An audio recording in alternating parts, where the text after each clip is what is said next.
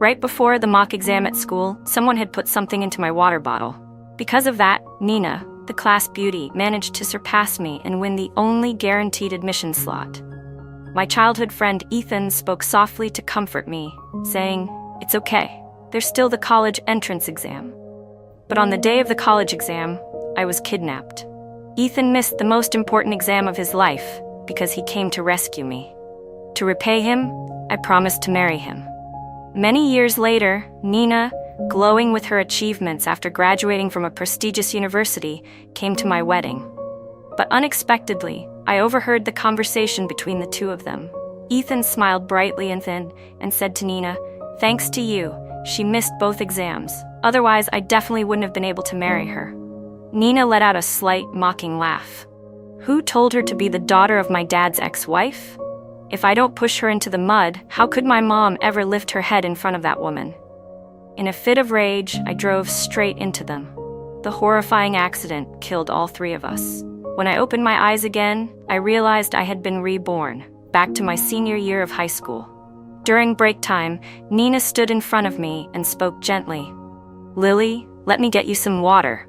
You can still review 2 more lessons during the break." Before I could respond, she took the empty cup from my desk and walked away. From the last row, Ethan walked over and sat right beside me. "Nina is really nice to you. She's always ranked second, but still happily looks after you." His words made me let out a cold laugh. It sounded as if I owed her something enormous. My classmates glanced over and whispered quietly, "Is Lily bullying the class beauty again? Aren't they supposed to be close friends?" "Still?" Nina looks so timid around her. Growing up together like that makes it easy to be pushed around. Hearing that, a faint flash of pride crossed Ethan's eyes, though he pretended to be angry and shouted, "Enough! Lily isn't that kind of person." Then he looked at me, his gaze full of emotion. "Lily, even if everyone misunderstands you, I will always stand by your side." I didn't reply. I couldn't even lift my eyelids because I remembered clearly. Today was the day I drank the cup of water Nina brought me. Then got poisoned, became severely dehydrated, passed out, missed the mock exam, and lost my guaranteed admission. Meanwhile, she jumped from her usual distant second place to first. Mr. Parker, our homeroom teacher, could only sigh regretfully. "I know what you're capable of, but rules are rules. They can't be changed. Since you are absent, the guaranteed admission will go to Nina." He understood my circumstances and how desperately I longed for the award given to the top student. His voice trembled, as if even he didn't have the heart to say it. Even the 4-year full college tuition waiver had to be transferred to Nina. I had been an abandoned orphan since childhood. It was Ethan's grandmother who picked me up and raised me. The Carter family was poor, extremely poor. She didn't take me in out of pity, but because she wanted to raise me as Ethan's future wife, so he wouldn't need to pay a bride price later. From then on, I lived in the Carter household doing housework, washing clothes, cooking, feeding chickens, raising pigs, everything. Yet I was never fed enough or given proper clothes. Fortunately, due to the compulsory 9-year education policy, when Chief Miller brought the police to the Carter house, I was forced to attend middle school. High school tuition was waived, so as long as I worked during holidays, I could earn enough to survive. But college was different. College tuition was expensive. I had been working hard for the past 3 years just to win the mock exam reward. 4 years of free college tuition, because I knew the Carter family would never let me go to college. They even told me directly, "If you get into college and see the outside world," they were certain that if I went to college and saw the outside world, I would never agree to marry Ethan or stay with the Carter family. That was why they tried everything they could to keep me trapped in this poor, desolate village. In my previous life, after missing the mock exam, I went back to school, planning to take the cup and have it tested at the hospital. But no matter how hard I searched, I couldn't find it. When I went with Mr. Parker to the office to check the surveillance cameras, we were told the cameras had been broken for a week. The last recorded image showed Ethan playing ball in the classroom, and the ball bounced up and struck the camera, shattering it. With all those coincidences, it wasn't as if I had never suspected Ethan. But later, when he missed the college exam just because he went searching for me, all my doubts faded completely. Who would have thought that everything had been a script he wrote and performed himself, just to make me feel indebted to him for life? He knew very well he couldn't get into college. He had no interest in studying, and he was terrified that if I got into a good school, moved beyond his social class, I would eventually leave him. So he and Nina schemed together to destroy my bright future. Nina placed the freshly poured cup of water on my desk. I gave her a timid smile. "Lily, I mixed it half hot and half cold for you. It's just right to drink. Go ahead." I lowered my head to do my work and only murmured a faint, not even bothering to look at her. Her lips trembled and her eyes instantly reddened. "Lily, did I do something wrong? Why are you treating me so coldly?" Nina was well liked in class and had a striking appearance, so quite a few people immediately spoke up for her. "Class president, what's wrong with you? She kindly poured you water and you act all cold like that. Don't you even know how to say thank you? Do you really need to ignore her like that?" I didn't bother to look up, only said softly, "Thank you." The ones who had just been attacking me suddenly choked on their words. Nina's soft sobbing sounded through the room. She swallowed her frustration and slowly walked back to her seat. I glanced at my cup of water, then at the identical one on Nina's desk. Nina and Ethan came from the same village, but Nina's family was a bit better off. A lot of my belongings were things she had already used and then passed down to me. Because of that, I had always felt grateful, even when she liked to stand in front of everyone and jokingly say things like, "That shirt Lily is wearing? I gave it to her. It was too big on me, but it fits her perfectly." She said things like that so often, it became a habit. Back in elementary school, our classmates used to tease me for being a beggar, someone who picked up things other people didn't want and treated them like treasure. Later, when we reached high school, whenever she bought anything, she would buy two and force one into my hands. If I didn't accept it, she would hand it to Ethan's grandmother, so I'd feel obligated to take it back. I thought I had escaped the reputation of being a beggar, but instead, I was called someone who imitated others. All the money I earned from part-time jobs was used to pay her back. I didn't want to owe anyone, especially not Nina. I once thought that everyone had flaws. Skills could be improved, but human hearts were never perfect. Whatever her intentions were, at the very least, thanks to her, I had clothes to wear and a cup to use. But right before my death, I finally learned the truth about my identity. I was actually Nina's older half-sister. We shared the same father. All the malice I had once suspected was never an illusion. In the reflection of the window, I saw Nina's eyes, silently fixed on the cup on my desk. I deliberately picked it up. Her pupils tightened slightly, the corners of her mouth twitching with something like excitement. At that very moment, I set the cup back down. Her gaze shrank instantly. Her teeth clamped tightly together, and her fingers dug into her palms so hard they trembled. For the entire class period, I didn't do anything at all. I lifted the cup up and set it down, then lifted it again and set it down once more, tormenting every last nerve in her body. By the end of the period, Nina's once clear eyes were streaked red with veins, and her whole body was shaking uncontrollably. I let out a soft laugh. With a fragile mind like that, she still dared to do something so cruel? When the bell signaling the end of class rang, Nina jumped to her feet instantly. I picked up my cup, moved my throat as if I were drinking a few gulps, and only then did she finally sit back down, letting out a relieved sigh as if she had just escaped hell.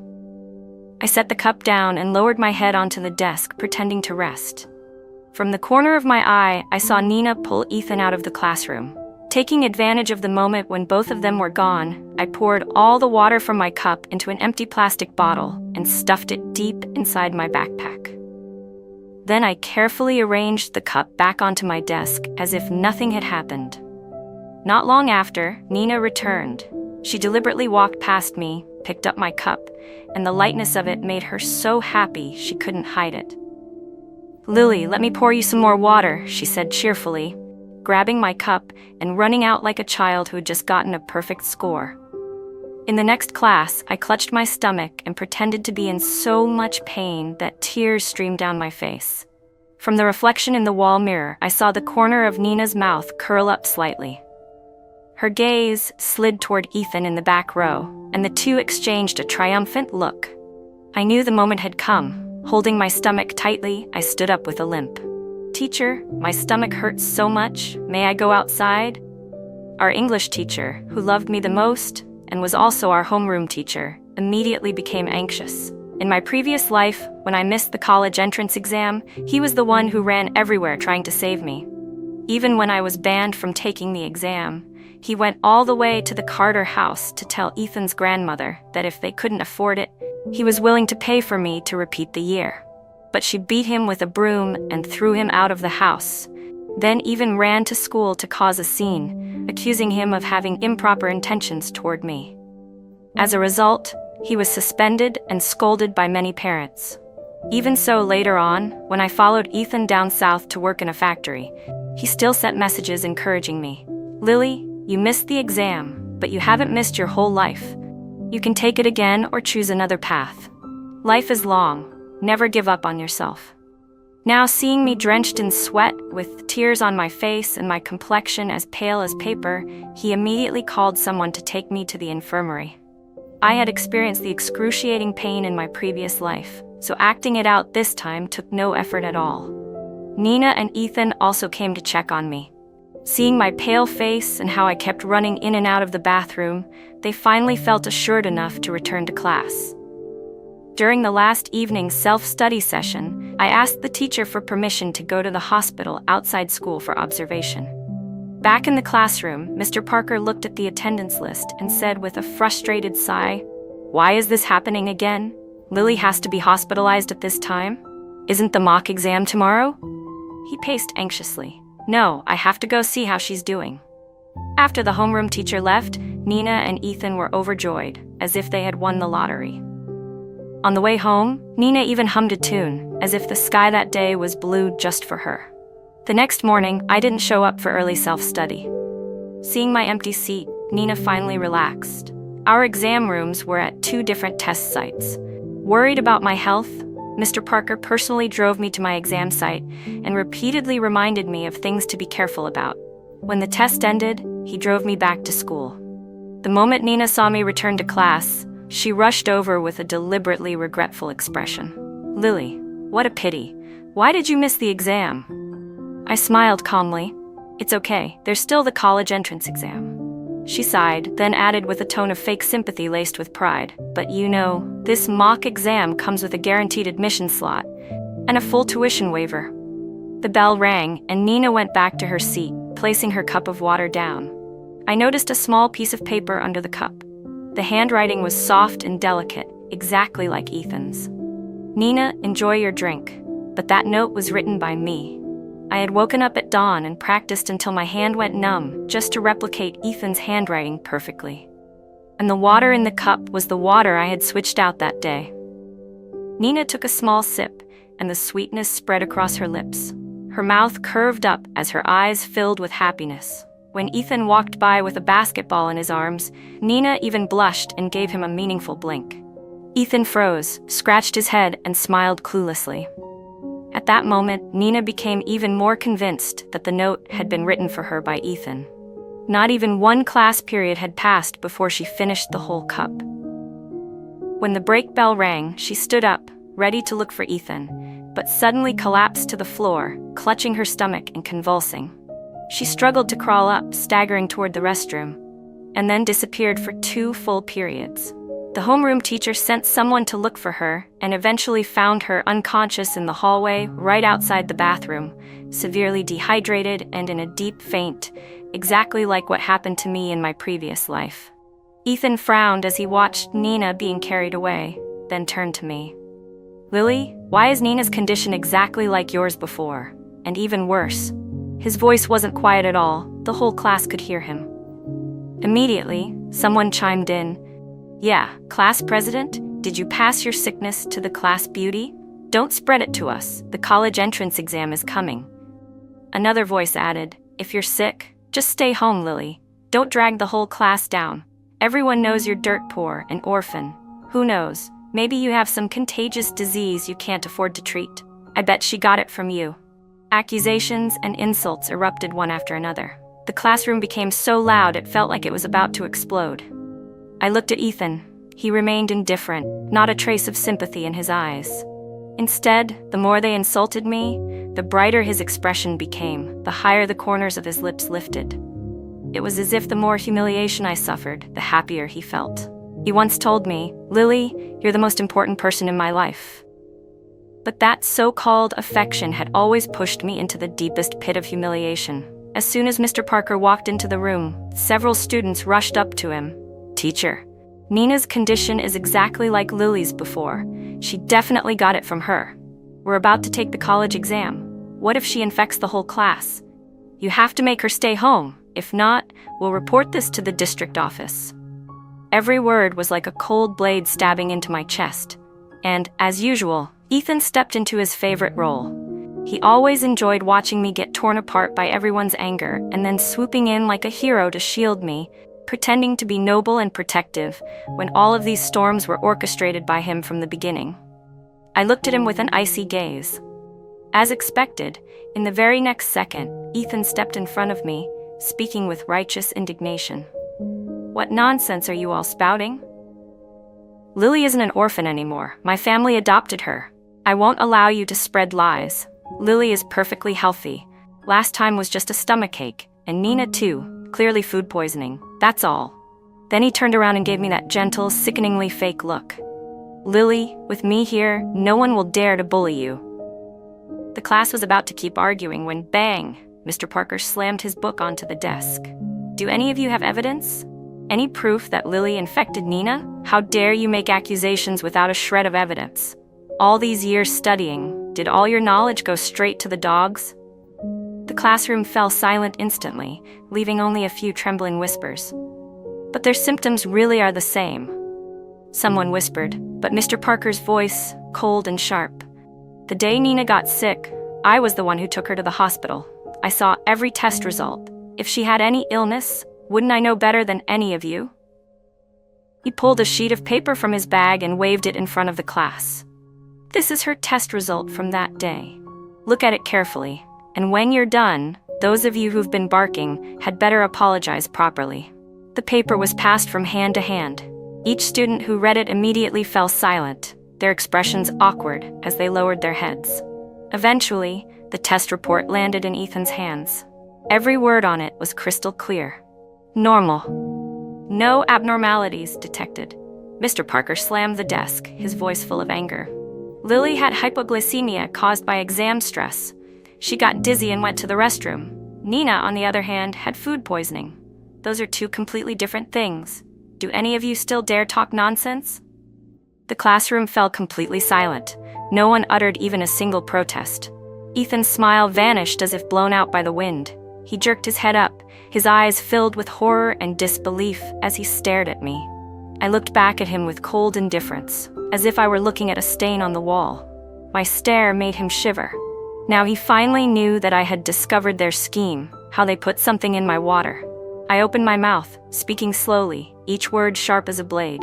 "Ethan, get away from me, as far away as possible. You really disgust me." Without waiting for his reaction, I returned to my seat and calmly opened my test paper, working on it as though nothing had happened. I ignored Ethan's panicked stare and the uneasy looks from everyone else. Mr. Parker frowned, his voice thick with disappointment. "Ethan, Lily is the pride of our whole school. If she passes the exams, she'll inspire countless students after her. Could you stop dragging her down? Her score is 3 times yours. Aren't you ashamed?" Ethan's face went pale. He staggered back to his seat, moving as if his legs barely worked. The entire day, his ghostly stare clung to me relentlessly. Even when others invited him to visit Nina in the hospital, he shook his head and refused. Ethan and I were never the same. I earned my place at this prestigious high school through ability. He bought his way in, but before he transferred here, everyone in class knew I was an orphan. Still, not a single person mocked or belittled me. In fact, they once pooled money to help with my living expenses. They told me, "Lily, study hard. We believe you'll get into a good college." But after he arrived, everything changed. Whenever a boy talked to me, Ethan would immediately go around telling others, "That girl was picked up by my grandma." She's the daughter-in-law my family raised. She eats the Carters' food, so she'll belong to the Carters for life. In a high-pressure academic environment, people were desperate for gossip. His rumors were like throwing a torch into dry grass. Overnight, everyone in the grade knew. From then on, whenever I walked by a group of students, they would burst into laughter. "Hey, Ethan, your little wifey is here." Their laughter echoed down the hallway, slicing into my ears like a razor to my heart. Every shred of dignity I had was trampled and crushed beneath their feet. And Ethan? He only enjoyed it more. The attention and the drama. With Nina fanning the flames beside him, their stories spread faster, and the impression people had of me worsened by the day. They said I was jealous of Nina's beauty and bullied her because of it. And just like that, the label of a copycat, a pathetic imitator, clung to me like a nightmare I couldn't wake from, suffocating my entire youth. I fought my way out of that school, out of that poor mountain village, and passed the exam to escape that small-minded town. It was my only hope, if I could just survive those 3 years of high school. That afternoon, right after class, Ethan came looking for me again, using his favorite tactic, pretending to be pitiful. To be honest, Ethan was very handsome, and he knew exactly how to use his looks to win people over. Whenever he put on a pitiful expression, before I even had time to react, a few girls nearby would rush to defend him, gradually making it seem like I was the one being cruel to him. He lowered his voice and said softly, "Lily, my grandma cooked dinner and told me to bring you home to eat." I quietly slipped my books into my bag and answered flatly, "I'm not going back." A flicker of panic crossed his eyes, as if he had just heard the sky was falling. "You're not going back?" "I'll never go back there again." I pulled out a sheet of paper from my bag, the one with the official red stamp, and held it up in front of him. Every word on it was clear. Certificate of termination of adoption. Ethan Carter. "From today on," I said, "there is no relationship between me and your family. And as for you and me, we're done. If you dare to say again that I'm your raised fiancé, or that I must marry you in the future, I'll report your grandmother for abuse and unlawful confinement of a minor." Ethan's face went as pale as the paper in his hands. His voice trembled, cracking. "Lily, how can you do this? My grandma raised you. How can you be so ungrateful and even accuse her like that?" Students around us had overheard and quickly gathered. Inside the classroom, outside in the hallway, the crowd swelled, everyone eager to watch the drama unfold. It was Friday afternoon, and since school had a day and a half off, students from other classes also flocked over. Ethan raised his voice, letting his eyes glisten with tears, making sure every word reached the crowd. "My grandma raised her for years, and now she dares to slander her like this. Everyone, tell me, is that even human?" Whispers erupted instantly, like fire catching dry grass. I let out a dry, mocking laugh. "She didn't take me in out of kindness. She took me in so she wouldn't have to pay for a future daughter-in-law for you, Ethan. I was 4 when I came to your house, and I already had to stand on a chair to cook. I didn't have a single decent piece of clothing. When I talked about going to school, she refused to register my residency because she was afraid I'd run away. In the end, it took the village secretary to confirm she had no right to keep me and that they would send me to an orphanage. Only then did she finally register me. And only with police intervention did I get to go to school. I was 16. Ethan's face flushed with shame and anger. He glared at me through narrowed eyes. "Lily, stop. Don't say any more." I scoffed, unafraid, tears beginning to burn at the corners of my eyes. "Why shouldn't I say it? You call me ungrateful? You say your grandmother raised me? When I was 14, she locked you inside my room in the middle of the night, told you to obey her, to force yourself onto me so I wouldn't be able to run away and would have no choice but to become your wife. If I hadn't grabbed scissors and stabbed myself to scare you, I would have been destroyed by you and your grandmother long ago. You thought I wouldn't dare say anything because it would ruin my reputation? That because I'm a girl, I'd be too ashamed to speak? So you just did whatever you wanted, shamelessly, for years, didn't you?" My voice trembled with fury as I continued. "Well, Ethan, I don't need to protect my reputation anymore. All I want is to take the college entrance exam. I just want to survive. You say your family raised me for years. Did your family ever give me a single dollar?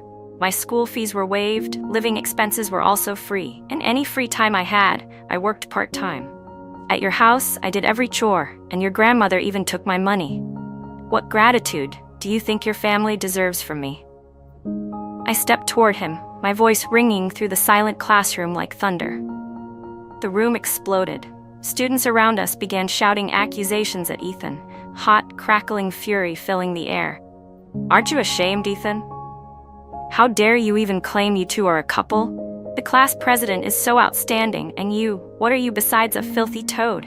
Look at yourself. Do you even deserve her? She's had it harder than a child laborer because of you. The harsh criticism struck Ethan's face like hailstones. As a senior desperate to save face, his pride snapped. He suddenly stomped hard on the nearest desk and roared in anger. Unfortunately for him, that desk belonged to the sports committee rep, who immediately grabbed Ethan by the collar. Are you crazy? He shouted. Why'd you kick my desk? Don't you have your own? Enraged, Ethan threw a punch straight into the boy's face. The rep shoved him back, and the two launched into a full-on fistfight. Their scuffle quickly spread to the students around them. Several boys who had disliked Ethan for a long time jumped in to help, and soon the fight between two people escalated into a chaotic brawl. Ethan's cries of pain echoed across the classroom, but I simply packed my books, slung my backpack over my shoulder, and headed quietly toward the back door to leave. Just as I reached it, I unexpectedly came face to face with Mr. Parker. His eyes were deep and complicated. I had no idea how much he had heard. My mouth opened, then closed again. My gaze dropped to the floor as shame flooded my chest. I had always seen him as a guiding light, the mentor of my life. For 3 years, he not only taught me, but quietly supported me in countless ways. The compulsory education policy only covered tuition. Everything else, books, photocopies, daily expenses, was reduced only because the principal felt sympathetic. But later, when I returned to visit the school after growing up, I learned the truth. The principal had only waived my dorm fees. Everything else, Mr. Parker had paid for out of his own pocket. He also knew that every weekend I worked heavy labor jobs to earn money. So he deliberately asked me to tutor his elementary-aged son, paying me a proper wage. Back then, I was naive and thought he genuinely needed a tutor. Only later did I understand what high school teacher can't teach a child in elementary school. He was simply finding a way to protect my fragile dignity so I could receive help without feeling humiliated. Standing before his gentle eyes now, I felt tears burn painfully at the corners of my eyes. He placed a light hand on my shoulder, his voice thick with emotion. Lily, even in the mountains, a phoenix can rise. A parasol tree may grow in a valley, but it still reaches for the sky. You will have the life you want. I glanced at my classmates. In their eyes, I saw shame, regret, and guilt. No trace of mockery left. That night, as I slept in the dormitory, the dorm manager woke me up, saying someone was calling for me. On the other end of the line was Ethan's trembling voice. Lily, don't hang up. I need to tell you something. You know everything now, right? Even if I did put something in your drink, I swear it wasn't all my idea. I frowned, gripping the phone tightly. Ethan, you still think you're innocent? His voice quivered as if he were about to cry. Lily, I was just afraid you'd leave me, afraid you'd pass the exam, meet new people, and forget about me. I can't lose you. I let out a cold laugh, sharp as the night wind. Ethan, I was never with you to begin with. Stop deluding yourself. On the other end, his breath hitched sharply. Then he inhaled deeply. You're still mad, right? Lily, there's still the college entrance exam. You're always in the top 10. Someone will sponsor your tuition, and even if no one helps you, I'll earn money to support you through college. I'll prove I can make it up to you. Beep. I hung up before he could finish. After Nina was discharged from the hospital and returned to school, during the very first break period, Nina cornered Ethan. I was in the hospital for days. Why didn't you come visit me? Ethan shot her an annoyed glance. Can you stay away from me? Nina froze, her eyes instantly reddening. What do you mean? If I hadn't drunk the cup you gave me, how would I have gotten sick? Ethan frowned and shoved her aside. Are you insane? Who gave you water? She turned toward me, confusion swirling in her eyes. I simply let out a faint, cold smile without answering. Nina immediately understood something. She rushed over, grabbed my wrist tightly. It was you, wasn't it? You did it? A sharp smack rang out as I forcefully brushed her hand away. My voice was calm to the point of being chilling. "I have no idea what you're talking about." Nina trembled with rage. "You're taking revenge on me, aren't you?" I raised an eyebrow, lips curving. "Revenge on you? For what? What exactly have you done that would make you worth taking revenge on?" Nina clenched her fists, her gaze darting toward Ethan. Ethan stared at the ground, not daring to look at me. A bitter, icy laugh slipped from Nina's lips. "Lily, you're not afraid I'll call the police? If this gets exposed, your life will be ruined." I smiled, a soft, gentle smile that still made people's blood run cold. "Then go check the surveillance cameras." Ethan's eyes flickered with panic. He immediately slipped out of the classroom through the back door without looking back. Soon the only people left in the room were me and Nina. She crossed her arms, chin lifted arrogantly. "I didn't expect this, Lily. After all these years pretending to be kind and obedient, you finally show your true colors." I said nothing, waiting. "But even if you want revenge, so what?" She sneered. "You still haven't taken the mock exam. First place belongs to me. The school's only guaranteed admission slot is mine. The 4-year scholarship is mine. You know, I don't even need any of that. The only reason I made sure to crush them is because I knew they were your lifeline." She leaned in slightly, voice dripping with contempt. "So go ahead. Rot forever in this miserable little town." I lifted an eyebrow, giving her an easy, quiet smile. "Is that so? Then let's wait and see." Nina snorted coldly, lips curling in disdain. "Keep acting tough. Let's see how long you can keep that smile." The inter-school exam results were posted right after the evening self-study session. Mr. Parker brought in a printed copy of the rankings, his face glowing with excitement, holding his familiar cup of warm water. "Everyone, come take a look." Nina sat arrogantly in her seat, lazily leaning back with a smug expression, casting me a provocative glance. I sipped my water and didn't bother moving as the students surged toward the front of the classroom to crowd around the score sheet. Nina remained where she was, waiting for the gasps of admiration, the chorus of praise calling her name. Instead, a shocked voice erupted. "Oh my God! The gap between first place and second place is over 100 points." The smile nearly slipped off Nina's face. Then someone let out a quiet laugh.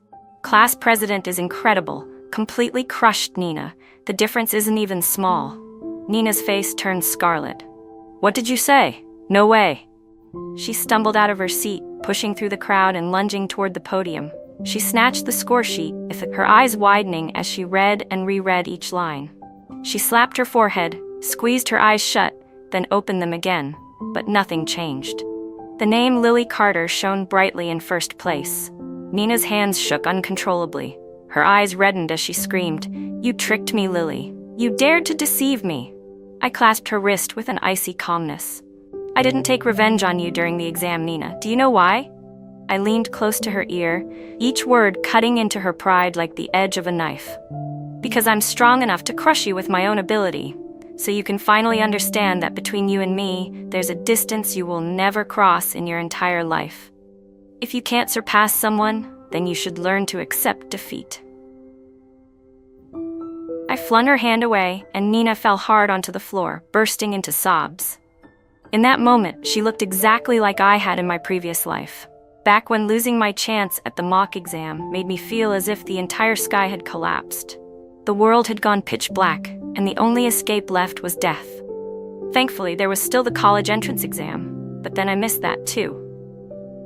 Afterward, Ethan and I went south to work. While working, I studied those exam papers again and again. The mock exam, the college exam. I memorized every question, every period, every comma, because it was the future I had lost. When Ethan came back from PE, he saw the score sheet. The moment he realized I ranked first, he froze for a few seconds, then fell silent. Unlike Nina, he didn't scream or lose control. He just sank into a terrifying silence. But before I could even catch my breath, I received an unexpected visitor. Nina's father, Thomas Wells, the owner of the biggest supermarket chain in the city, lived only a few steps away from the Carter house.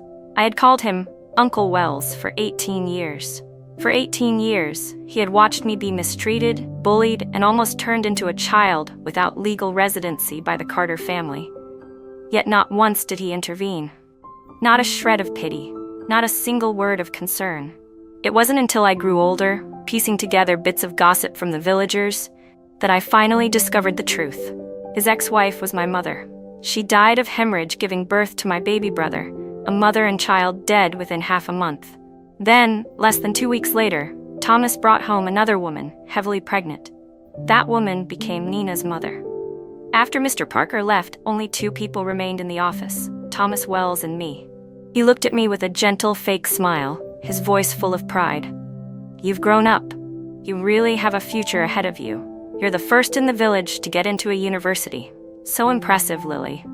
His eyes weren't looking at a daughter. They were admiring a medal he could show off. I asked coldly, "Mr. Wells, what do you want?" He sighed, eyes glistening, voice trembling like a cheap melodrama. "Lily, the truth is, I'm your father. Back then, I couldn't acknowledge you because of Mrs. Zhang. But now you're grown, about to go to college. Even if I have to divorce her, I want to take you back." I didn't believe him, but after 2 lifetimes, watching people act was as easy as breathing. He took me for a DNA test. When the results came out, I threw myself into his arms and sobbed like a broken child. "Dad, you don't understand. When I was little and saw you love Nina, I used to wish you were my father. I never thought you truly were." Thomas pulled me close and smiled kindly as he brought me back to his small countryside villa. The moment Nina saw me, she completely lost control. She rushed toward me and shoved me so hard that I fell to the floor. I didn't say a word, just let a few tears slip down. Thomas immediately slapped her across the face. "She's your sister. What do you think you're doing? Get to your room now." Nina wailed and ran off. Mrs. Zhang stood by the doorway, clenching her teeth so hard it looked like her jaw might snap. Thanks to Thomas, I easily filed the paperwork to remove my residency registration from the Carter family. At first, Ethan's grandmother refused to sign, no matter what. Not until Thomas hired some thugs to pay Ethan a visit. Ethan was ambushed on his way home, stuffed into a burlap sack and beaten so badly his face was swollen beyond recognition and his leg was broken. His grandmother screamed and cried like a madwoman, and in the end, she had no choice but to hand over the household registry. Just like that, something that had once been harder than climbing to the heavens became as trivial as a blade of grass in Thomas Wells's hands. Evil truly needs to be handled by someone just as ruthless. After that, I didn't need to go to school anymore. I stayed at home every day, cooking, making soup, acting obedient and filial toward Thomas Wells, gentle and considerate to the point no one could find a flaw. I played the role of the obedient, gentle daughter, something Nina had never once managed to pull off in her entire life. She had always been spoiled, so the more I pretended to be meek and well-behaved, the more pitiful she looked whenever anyone compared us. Thomas Wells began looking at me with growing approval, and each word of praise he gave me twisted deeper into Nina's heart like a knife. She couldn't stand seeing me lower my head sweetly as I offered him a bowl of soup. She couldn't stand the affectionate, fatherly way he looked at me.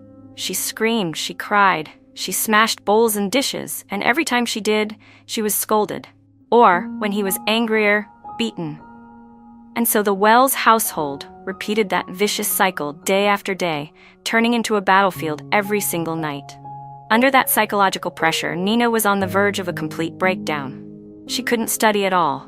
On the day of the college entrance exam, I arrived at the test center on time. When Nina saw me, her eyes looked as if she wanted to carve me into pieces. "What are you doing here?" I smiled, my voice soft but sharp as a blade. "Retaking the exam. So you understand that the last time you lost to me, it wasn't luck. It was my ability. Nina, you will forever be the one beneath my feet. That's your fate." Her eyes trembled, filled with both hatred and fear, as I walked straight into the exam room without looking back. When the results were released, my score was more than 200 points higher than hers. She barely scraped into a third-tier university. Thomas Wells frowned with disgust. "You couldn't even get into a good school? All these years I paid for your tutoring. I could have bought a house with that money. Useless." Nina broke into hysterical sobs. I gently held out a bowl of hot soup and said softly, "Dad, don't be angry. Have some soup. Your health matters most." Mrs. Zhang slapped the bowl out of my hands and lunged at me. A sharp crack rang out as Thomas slapped her instead. "She's your sister. What are you doing? Get to your room." The Wells household fell into chaos like a war zone. That night, I quietly packed my luggage, deliberately making noise. As expected, Thomas opened the door. "Lily, what are you doing?" I lowered my head, letting my voice tremble just enough while weighing every word carefully. "I don't have a mother anymore. Now I only have you. I really want to stay by your side, Dad. But I don't want to cause you trouble in Beijing. I found a part-time job at an education center. I'll call you often, I promise." Thomas's eyes filled with tears. He pulled a bank card from his pocket and placed it in my hand. "There's 150,000 yuan in here. Take it first. If it's not enough, tell me." I pretended to decline politely a few times, then accepted the card gracefully, slipping it into my bag without a single tremor in my hand. Throughout college, my grades were outstanding, making Thomas Wells beam with pride in front of our relatives back in the countryside. Meanwhile, Nina, the legitimate daughter, became increasingly rebellious and out of control. Thomas and Mrs. Zhang argued constantly and honestly. What true affection remains between a man who once cheated and abandoned his wife and children? He had so many other women outside their marriage that I lost count long ago. As for me, I kept my rule: sweetness on the surface, ice beneath. I pretended to be gentle, obedient, and filial to the point that he trusted only me, talked only to me, and laughed only with me. Finally, using that obedient facade, I persuaded him to sponsor my overseas studies. For a man like Thomas, uneducated but obsessed with saving face, having a daughter studying abroad was the brightest medal he could wear. After returning, I began working at his supermarket. In just 2 years, I quietly transferred all of his assets into my name. When the supermarket was nothing but an empty shell, I walked away without looking back. My household registration had long been moved. Since my university days, I had erased every trace connecting me to the Wells family. After that, Nina's mother finally filed for divorce. Thomas completely collapsed. Years of indulgence and debauchery had hollowed his body like rotten wood, and it wasn't long before he was diagnosed with late-stage cancer. He called me countless times, and right before I changed my SIM card, I kindly answered one last call. "Lily, I'm not going to make it. Help your father one last time. Help me pay for the medicine. Please, save me." I let out a soft laugh, my voice sweet enough to freeze the air. "Mr. Wells, my mother died 18 years ago. You lived an extra 18 years after abandoning her. That's enough, isn't it? Go reunite with my mother. When you're dead, whatever money is needed for your funeral, I'll pay it all. But right now, I won't give you a single cent." I hung up before he could start cursing. That winter, he really died. When I returned to the city I once hated down to my bones, I stood before his altar. On the memorial tablet, I wrote my mother's name.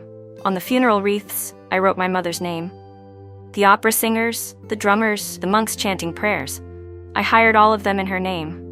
I even paid someone to repair her grave, repainting the faded pink tombstone. The guests at the funeral all froze in shock, but none of them dared to say a word. The opera stage drums thundered, gongs clanged, and beneath the canopy wine was poured and guests laughed. Only I remained perfectly calm, cold enough to chill the bones. Suddenly, Nina charged straight at me, a sharp knife gleaming in her hand. She lunged, aiming directly for my chest. But Ethan managed to shove me aside, and the two of them struggled violently. Screams and curses erupted throughout the hall. One swing of the knife came down and Ethan lost an entire hand.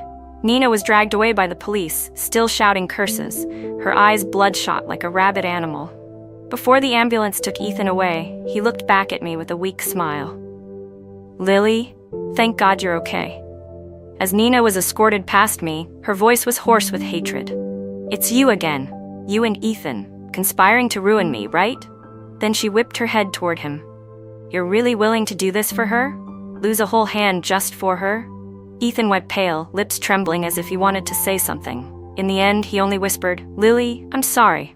I cut him off coldly. "Don't apologize. You disgust me." After the funeral, I buried Thomas Wells far, far away, nowhere near where my mother rested. Back then, when he buried her, he didn't even give her a tombstone, just a mound of dirt. Now, I returned it to him exactly the same. I had deceived him because even after his death, I couldn't bring myself to spend another cent on him. After all, I was still just a girl born in poverty down to the marrow. Surely, in whatever afterlife he ended up in, Mr. Wells would understand.